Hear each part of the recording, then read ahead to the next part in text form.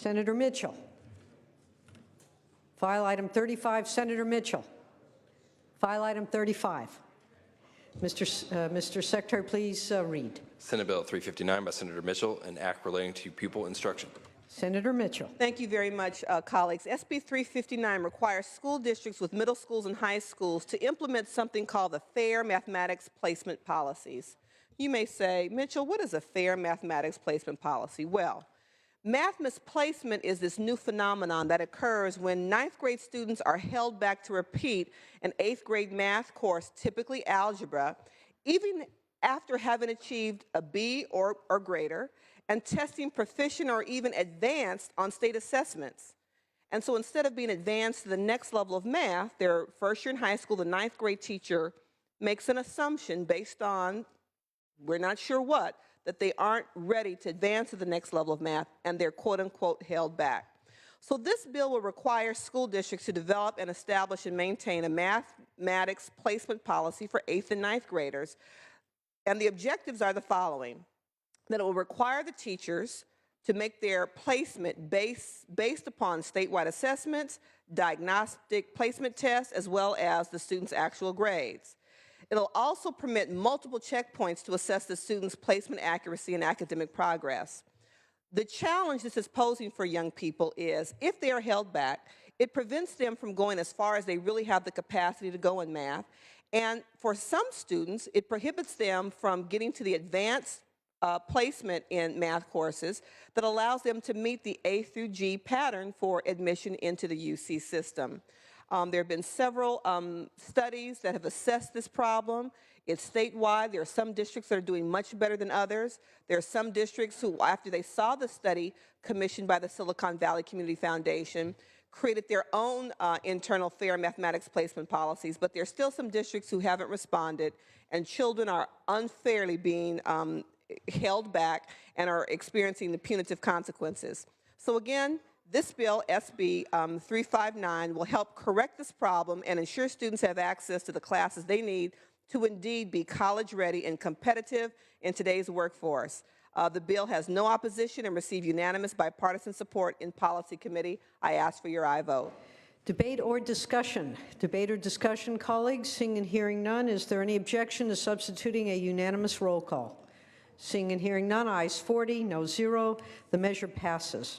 File item 36, Senator Pavley. Mr. Secretary, please read. Senate Bill 507 by Senator Pavley, an act relating to sexually violent predators. Senator Pavley. Yes, thank you very much, Madam President. Members, this bill has support on both sides.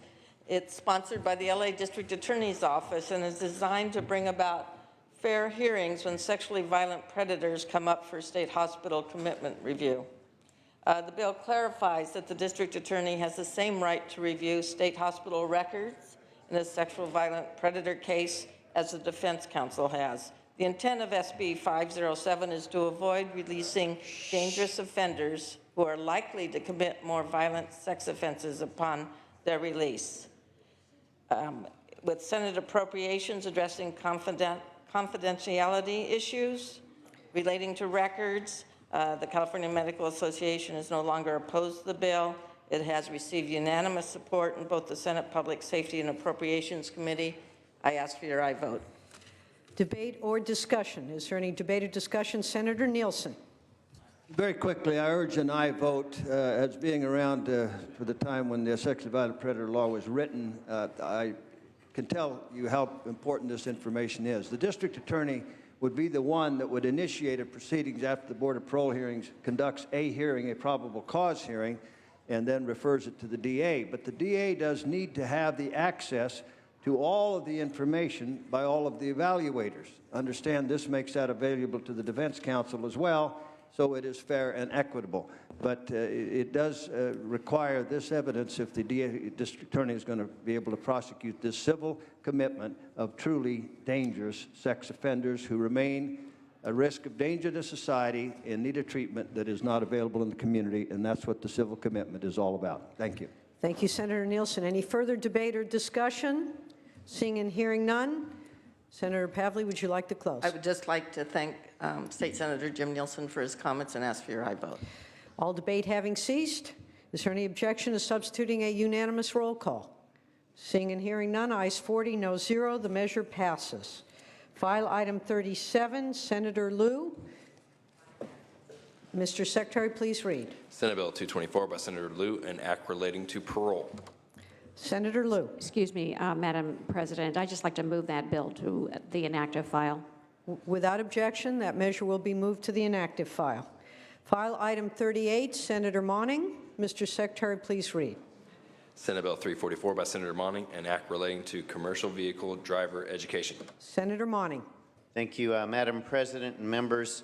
I rise to present SB 344. This bill stems from a tragedy on Route 17 in Santa Cruz, where a 25-year-old constituent died in a 10-vehicle collision caused by an ill-equipped, ill-trained big rig driver. Not all tragedies should lead to legislation, but upon investigation in this, we learned of a very imbalanced training protocols in the state of California for big rig drivers. So in an effort to enhance the commercial driver safety, Senate Bill 344 requires new drivers seeking a commercial driver's license or a CDL to complete a training course of instruction before being issued a commercial license, and recent amendments will allow employers to provide that training. SB 344 also removes the Bureau for Private Post-Secondary Education exemption for institutions offering certified CDL courses, thereby stopping the proliferation of diploma mills. Federal rulemaking is already underway for mandatory training for entry-level commercial vehicle drivers, and the bill's 2018 delayed implementation will allow time for the Department of Motor Vehicles to prepare and come into compliance with federal standards. It is also my intent to align SB 344 with federal guidance as it becomes finalized. SB 344 has received no votes, and I'm committed to working with trucking, busing, and commercial vehicle industries that share this priority of driver and public safety as the bill moves forward. Members, I respectfully ask for an aye vote. Thank you, Senator Monning. Debate or discussion? Seeing and hearing none, is there any objection to substituting a unanimous roll call? There is objection. Mr. Secretary, please call the roll. Allen. Aye. Anderson. No. Bates. Aye. Bell. Aye. Berryhill. Aye. Block. Anderson. Aye. Canella. Aye. De Leon. Fuller. Gaines. Aye. Galgiani. Aye. Glazer. Aye. Hall. Aye. Hancock. Aye. Hernandez. Aye. Hertzberg. Aye. Hill. Aye. Wesso. Aye. Huff. Jackson. Aye. Lada. Aye. Leno. Aye. Leva. Aye. Liu. Aye. McGuire. Aye. Mendoza. Aye. Mitchell. Aye. Monning. Aye. Morlock. Aye. Morrell. Wynn. Aye. Nielsen. Aye. Pan. Aye. Pavley. Aye. Roth. Aye. Runner. Aye. Stone. Aye. Vidak. Wykowski. Aye. Wolk. Wolk, aye. Please call the absent members. Huff, aye. De Leon. Fuller. Morrell. Aye. Vidak. Aye. Ayes 37, noes 1. The measure passes. Back to privileges of the floor. Senator Morrell. Yes, thank you, Madam President. Today I am just grateful that from my district that elementary school from Calamasa, the 3rd and 4th grade, are here with some of their teachers, Mrs. Bellstein, Mrs. Castro, Mr. Beltran, and Mr. Jimenez. If you guys would wave to them and thank them for being here. Welcome, welcome to Senator Morrell's guests. Thank you for being here. Back to the third reading under file item 39. File item 39, Senator McGuire. Mr. Secretary, please read. Senate Bill 794 by the Committee on Human Services, an act relating to child welfare. Senator McGuire. Good morning, Madam President and members. This measure is a Senate Human Services Committee bill that implements H.R. 4980, Preventing Sex Trafficking and Strengthening Families Act on the federal level.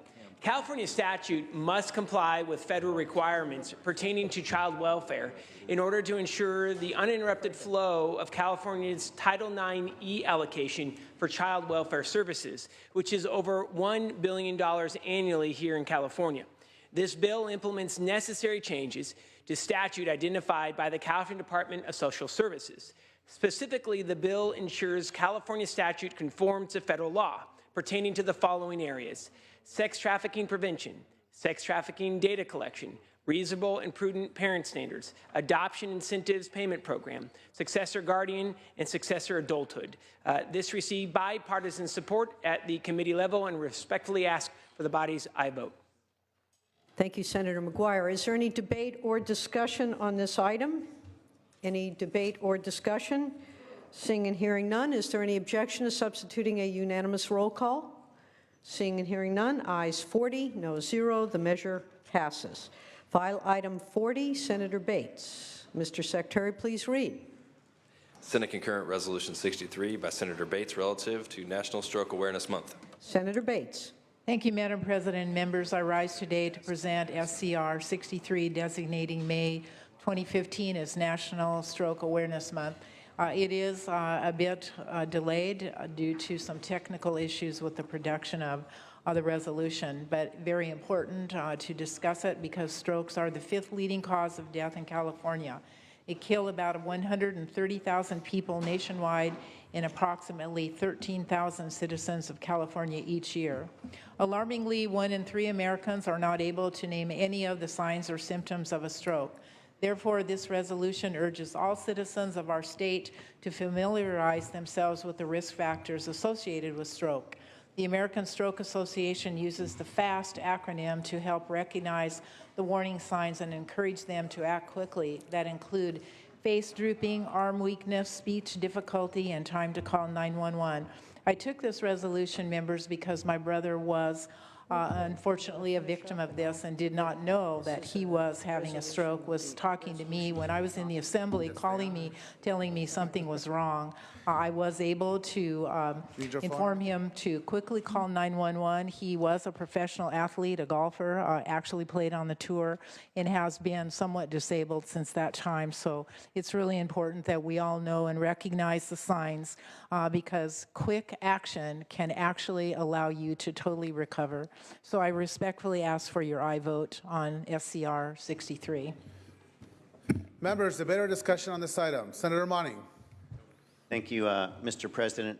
I just want to rise in support of this and take the opportunity. Former Senator Tom Hayden suffered a stroke this past week. He's doing well at UCLA Hospital, but I know it's the spirit of our colleagues here in the Senate today to wish him a speedy recovery and again to take heed to warning signs and quick response that can indeed minimize and impacts and save lives. So thank you, Senator Bates, and I'll convey the will of this body for a speedy recovery to Senator Hayden. Thank you. Thank you. Additional debate or discussion on this item, members. Senator Bates, would you like to close? Respectfully ask an aye vote. Thank you. Members, is there any objection to using our unanimous roll call?